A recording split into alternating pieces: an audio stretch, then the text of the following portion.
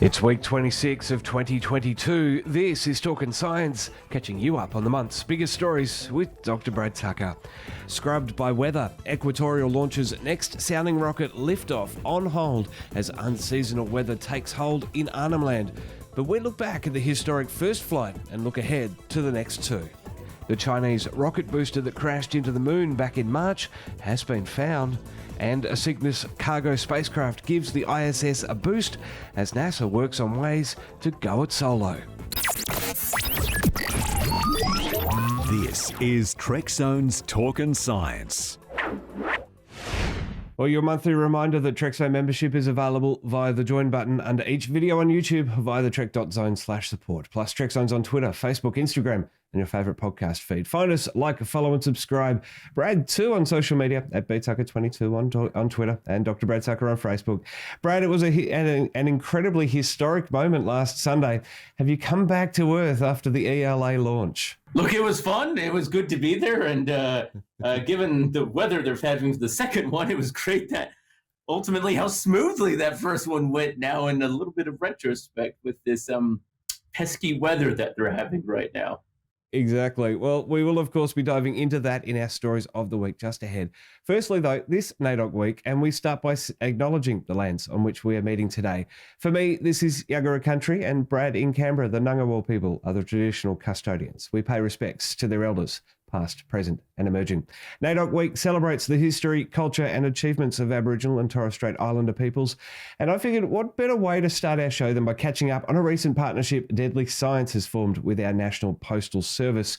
Deadly Science, the brainchild of Kamilaroi man Corey Tutt, is working to get as many STEM resources into First Nations communities as possible. And now with Australia Post on board, Brad, it's going to be just that little bit easier. You know, as of in the past, it's been Corey sorting out the funding and the payment. And when you're shipping a lot of resources to a lot of these remote locations, that bill is high, let's say, having seen some of his shipping receipts. So it's actually a really huge impact, I think, for that program, saving quite literally hundreds of dollars every time just to get the stuff out there. So, you know, Corey has been a force to do this. So it's great for him.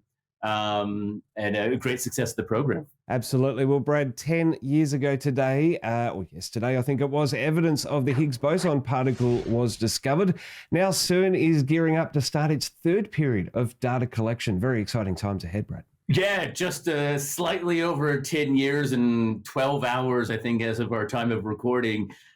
Look, it was an exciting thing. All of my friends were reposting that day. I have a number of friends who worked at CERN as part of that, you know, and it was such a momentous occasion.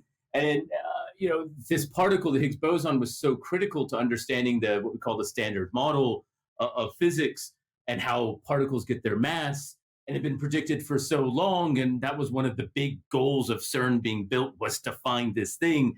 So it was amazing, relatively how quickly, so to speak, that they found it in the scheme of things. You know, it's been 10 years, as you said, since that day. But from their full operation to finding the Higgs boson, it was actually a lot less time. So it's really exciting to see what else CERN has in store. Yeah, looking forward to that. Well, last week, Brad, Equatorial Launch Australia made some pretty significant inroads for our space industry, launching a NASA sounding rocket 300 kilometres into the atmosphere, the American Space Agency's first commercial rocket launch, our first commercial rocket launch, and NASA's first launch here in Australia since 1995. And you know, it was exciting for the NASA people as well. In a lot of cases, some of them, you know, a few of the people who I knew, you know, some of their projects, they've been wanting to get down there for 10 years. In fact, the instrument on the second mission that at some point will launch, Sistine, when Kevin France and his team designed it, they designed it with the intention of looking at Alpha Centauri from the south. That was like the main goal of this. They flew it before in the north to look at another target while they're waiting, but this was always been their goal. So, you know, it's a really big step for everyone, so to speak, in this industry, not just necessarily in Australia. And I think that's an exciting thing for what is in store as more and more of facilities and rockets come on board. The first of 3 launches, each with a specific scientific mission, only achievable here in the Southern Hemisphere. We do have some value. That's right. You know, Yeah, and that's the critical point of these sounding rockets is these targets purely are Southern Hemisphere targets. Dan McCannon, who is the PI of the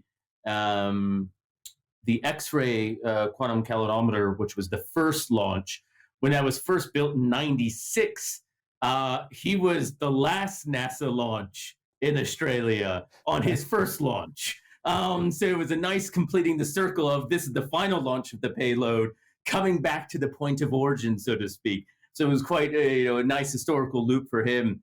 And with the second and third ones looking in the ultraviolet light, just purely at Alpha Centauri, that bright star near the Southern Cross, the closest star to us besides obviously the sun. It is only visible from the Southern Hemisphere, and it's such an important object to study. And you have to do it from the south. And, again, they've been wanting decade at least to come down here. So it's great for everyone to get those science goals, to get the science data, and then for the industry as a whole. Now, if we didn't have ELA or the booming space industry that we have at the moment, how would NASA have achieved this scientific goal? I mean, to be honest, they probably just wouldn't, right? I mean, that's the thing I don't think people realize is there's not really many other places they can land and do, especially in particular sounding rockets. The only facility elsewhere in the Southern Hemisphere, besides the stuff that's growing in Australia, is in French Guiana, where Ariane launches from, and ESA. But that's not what they do, and it's already tied up with other launches. There's three continents. There's Australia, there's South Africa, South America, and then there's Africa. And these facilities don't exist in Africa. There's only one spaceport in South America. You're kind of running out of room here. They have launched from the Marshall Islands before and maybe could have pushed it, but that again is really tricky for the recoverability of the payload because it is an island and a small island chain as well. So for the recoverability aspect that they need for the scientific payload, not really doable. So maybe they could have set up in Antarctica, to be honest. That would be the only option. They have launched from the Arctic Circle, northern Alaska, and Svalbard in Sweden. But yeah, there's very few options. And again, I think this is why everyone overseas in particular is excited by what's happening in Australia, because there is limited options, but Australia just makes sense, not just with the geography, but just the way the land is set up, i.e. lots of remote land that you can do these things. Is why I think we'll start seeing more and more launches flocking to the Southern Hemisphere here. Well, you hosted the official live stream up in Arnhem Land. You were telling me off air through the week that it was a chaotic and hectic day, but I'm assuming in the best kind of way.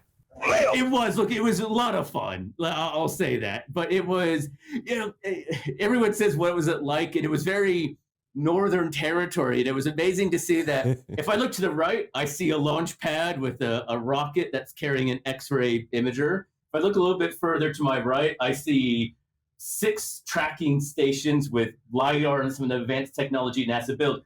And if I go to the left, it's a caravan. It was a beautiful juxtaposition of that. But it just goes to show, and for the people who are overseas and are watching, it is hard to do this stuff up there. It is a remote part of the world. I think people view that parts of Australia, yes, you can go inland in parts of the US and stuff, but you'll still have the infrastructure there. It doesn't exist in a lot of these remote locations in Australia. Like, I had no phone coverage. It didn't exist. The only way we had data out was with the 3 Telstra ground stations that were built just for the facility. That was the only way data was out, and doing a live stream video and contacting from it. That was hard.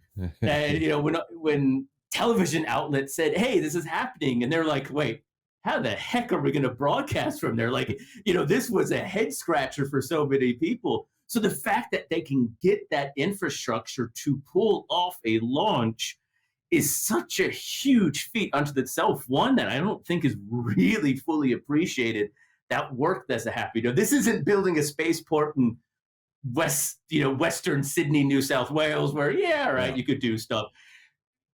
I had to get a ride into town with the police because there just wasn't many cars around. Like, that's the the nature of this location. Well, your energy is captivating and contagious for our listeners and our viewers here on the show. I just want to play a quick snippet of launch. 4, 3, 2, 1, go! Yeah! That is the energy that I am talking about. It was a very, very exciting moment. Obviously, a few delays in there. We were live from here in the Trekzone studio, but watching you and just watching you having to fill that time and keep everyone engaged. And it was fun. And it was the sort of thing where, it wasn't like, all right, it's going to be rainy for an hour, right? And in fact, that would have been easier to some degree if we just knew, hey, we're going to delay for an hour, because we're just like, all right, we're going to pause. But it was kind of like, all right, we got to reset to 3 minutes. And we had to reset to 3 minutes because that's the way the official count works. And that was the step they were at. But then it'd be like 2 minutes later, oh, we're starting again. So it's like, well, we can't really just leave it. Because you always thought that time was going to be the time. And for those who are watching you and we knew when we got to that 8-second count, that hurt us all. We were so close when we got to that 8-second one. Yeah. And that was the nature of it. The operator down there was watching it, and she didn't flinch. She realized it was reaching the safe parameters and called it even at 8 seconds, much to everyone's demise. We didn't get the full video of it, but the control room, when it was launched, even the NASA team was just ecstatic with the launch. They do this regularly from other sites. It was just show, how important, how excited they were as well, and how tedious that whole countdown had been because of all the stops and all the wins. So that infectious, I think, was everyone on the site channeling through me. Absolutely. The thing that I loved is when I actually came back to the official live stream here on Trekzone, because I didn't have a producer in my ear, I didn't have your audio up, and there was a moment where I took your live coverage and all I heard was just the rain on the tin roof. That was this is brilliant. And that was just goes to show, there was a point where it was, we didn't have a lot of period of rain, but you would have these huge, quick, sharp downpours. And it was loud. This wasn't volume boosted. As you know, and probably our viewers know, I'm a loud person. So my mics are turned quite low down. Otherwise, I just make people, drown out their ears.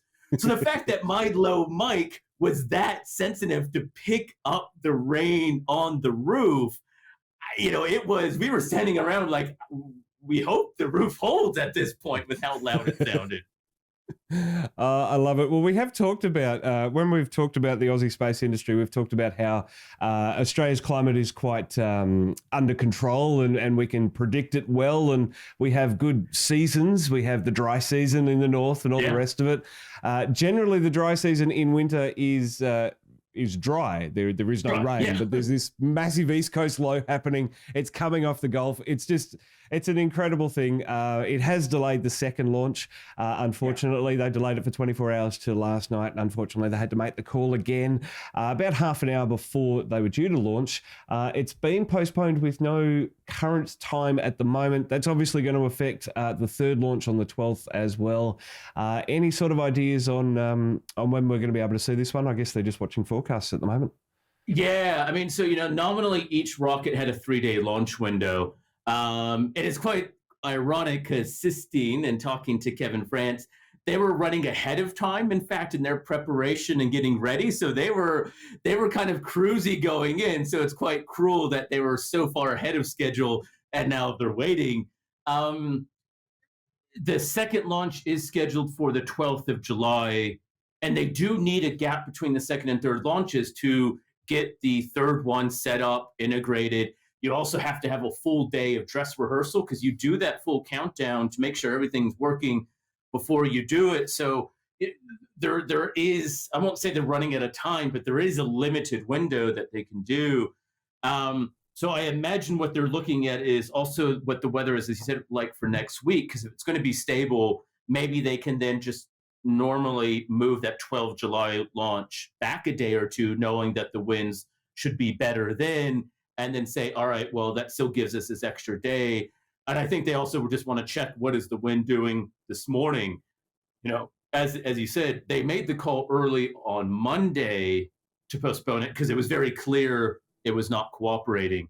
So, are they going to just say, hey, we think we can do it? As he said, they did do it. The countdown does start 8 hours ahead of time. So they went through 7.5 hours of getting ready. This is not a, hey, we're just doing this for fun. They went through the whole process and it just wasn't going to work because there is a short 3-hour window on each day for each launch. And it was clear that wasn't going to happen in that 3 hours. So I think we'll probably see, based on what the winds are doing today, whether they say we just can't do it today, we're going to have to look tomorrow. And he said that directly will affect the launch of the 12th and whether they need to move it out a day or two or not. And look, they, with all the infrastructure and all the effort here, they want to maximize getting both of these rockets up. That is the goal. But there are restrictions in the legal flight licenses and permits and all that sort of stuff and safety and recoverability. So, it is not a finite thing they can keep delaying forever. But, we do see weather delays everywhere else, right? This is not exactly. The only unique thing about it, as you said, is this is happening during the dry season when it just shouldn't happen. But as you said, there's been torrential rain on the east coast of Australia, which is just symptomatic of what's happening up there. In the grand scheme of things. Absolutely. Well, let's move on with the show.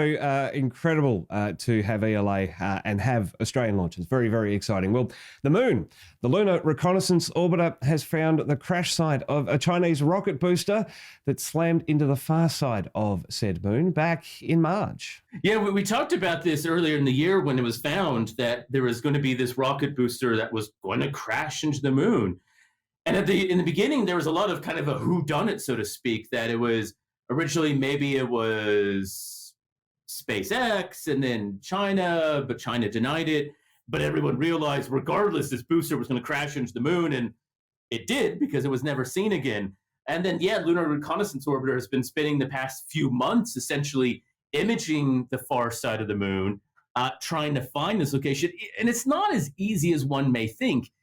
Even if it's going to hit the moon and it's going to hit the moon within a couple of 100 square kilometers, that's still a huge amount of area to search for and then to get enough resolution to look in to see new craters. And it's not like there's already craters on the moon, right? I mean, there's a few craters there already, so it's not going to be an obvious mark to find, as it definitely was the case. Well, as you say, a double crater, which throws up a new mystery. It's uncommon, though not impossible, for an impact like this to cause two whacks on the surface.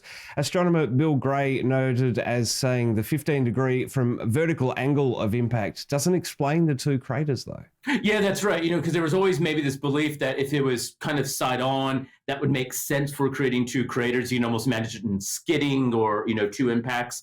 But as you said, it was pretty measured to be pretty straight on within 15 degrees, which is, is a pretty much a front impact and should believe to be one crater. So the hope is now that by seeing that there probably had to be two stages or parts or distinct parts of the rocket that could create two different craters, that can hopefully conclude what rocket it was. Because most people are now chalking it up to the reason there are two craters is the design of the rocket rather than the way the rocket hit. And that will help determine who is necessarily not behind it in a bad way, but, whose rocket it was. Well, initially it was thought that this was a SpaceX upper stage, as you say. That one launched Discover to Lagrange Point 1 back in 2015, and that's become familiar in our vernacular with the James Webb Telescope. NASA's Jet Propulsion Lab, though, threw cold water on that idea, saying that the trajectory of launch shouldn't have taken it anywhere near the moon. And after a bit of detective work, that astronomer, Bill Gray, determined that it was Chinese from 2014 and a precursor mission to Chang'e 5, which was China's recent sample return mission from the moon. Chinese Space Agency attempted to throw cold water on that hypothesis, saying theirs had crashed and burnt into the atmosphere after launch. An interesting note on that one is that perhaps they were getting confused with Chang'e 5, which actually did burn up in the atmosphere. Certainly a mysterious tapestry, Brad. What does it all mean? Are there any legal ramifications here or anything like that? Yeah, and I think this is the interesting point is there really aren't. In terms of space junk, the encouragement is to do best practice and not leave junk in space. but it doesn't mean that there are huge ramifications. There really just is, can people do better to not leave junk around? I think the biggest issue that you have is that it's a sign, we've talked a bit about the space junk problem around the Earth, and this is now flowing, so to speak, to the moon. And this becomes a real worry because, there's a lot of moon activity, as we've talked about, happening. So what does that actually mean for the future if we're going to have more of these boosters potentially flying around, crashing, doing unfortunate things? And how do we build procedures so that it doesn't happen? Because if there are going to be bases and stations and all this sorts of stuff on the moon, you do not want this to happen en masse, obviously, because of the impacts and the impacts of humans and the impacts of the moon. So I think it's more, I wouldn't say the alarm bell, but kind of raise the point that, hey, look, we talk about the space junk problem. It really is getting out of control, especially with our beyond Earth exploration. Thankfully, in this case, nothing went wrong. Lastly, this week, Brad, Northrop Grumman's Cygnus cargo spacecraft has successfully boosted the orbit of the International Space Station in an effort to avoid Russian assistance. And I wrote that. I want to make it clear that that's what the Russian segments of the space station were designed to do. They had the thrusters to keep the orbit going, but they're aging. We've talked about that in the past on Talkin Science. So now we've got to find other ways of doing this for the last remaining decade of the station.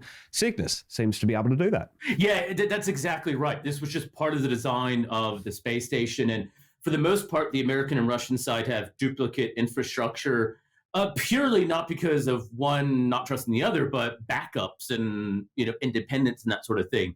There are just a few subtle components and operational things that are on the American side and the Russian side. And the one, as you said, is the thrusters. And given that the US wants to extend the lifetime to the space station till 2030, whereas Russia is only signed on till 2024, the end of 2023, and hasn't said that they want to continue with it. They just do need to figure out what is the future of raising the orbit. It is a very important part. The orbit slightly reduces over time because of a little bit of atmospheric drag. And, you need to test these things to make sure it works before you solely rely on it. So it's great that they do it. You imagine they'll do this a few more times just to make sure. And, this is clearly done with the knowledge and cooperation of Russia. This wasn't a, hey, we're going to do this and not tell Russia. This was, hey, we're going to test this now, make sure everyone's okay with it. And it was. Well, perigee increased by 0.8 kilometres and apogee by nearly 0.2 after a 301-second burn of the gimbaled Delta Velocity engine. Not much, but a significant test, Brad. A significant test and an important one. Again, you don't want to be reliant on this. And you also have to know how much fuel you need to burn, how long you need to burn it to raise that orbit, so that in the future, when you plan these cargo missions with the Cygnus craft, because this happens regularly, you can budget that in. Because it may be that you just have to do more regular, shallower burns rather than a bigger one like the International Space Station was. That's fine, but that's all part of the operations you need to know going in. That also then affects the planning of these cargo missions going up and doing this. So it's all part of getting enough operational data to do this in the future. And even though you're only testing in 2022, the Cygnus craft doesn't go up every week, right? It only goes up a couple of times a year. So if you want to test it 5 times, that's going to take you till 2023 when you may start needing it. So it does take time to make sure you get the tests and bugs out, so to speak. And Cygnus has left the station, so we're back relying on those Russian modules. Now, this was the second attempt at the maneuver after an aborted effort after just 5 seconds. Investigations there revealing nominal performance, so they carried on with that second test and had 301 seconds. Back in 2018, they attempted a 50-second burn, which gave the station 90 metres of lift. It's just the dynamics of long-duration orbiting, Brad, as you say, the atmospheric drag. Yeah, I mean, this is a real part of what it is and what you need to do and that sort of thing. And the space station will continue to encounter atmospheric drag and slowly return to the Earth. NASA obviously has their plan of deorbiting it on purpose in 2030 at the end of its life. what you don't want to end up in the situation is that you're not in the right orbit that you think you are, or an established orbit to bring it down, so that you end up as an unhurling piece of 100-ton football field size space junk. All part of the plan, all part of the procedure, but it does need to be tested. And as you said, tested a few times and just takes time to work. And when you do it maybe once or twice a year, you need to do it soon. Exactly right. We don't want to end up like Skylab and have washing machine-sized pieces scattered all over the Nullarbor. Exactly, that's right. Well, Brad, it's great to pick apart the stories of the past few weeks with you. Your excitement for last week's launch had me in stitches back here at Trekzone HQ. Looking forward to the next 2 launches. Looking forward to having you on some Trekzone live streams for some rocket launches in the months and years ahead. But right now, Talkin Science, our monthly catch-up. We're going to do it again next month. We'll see you then. Sounds good.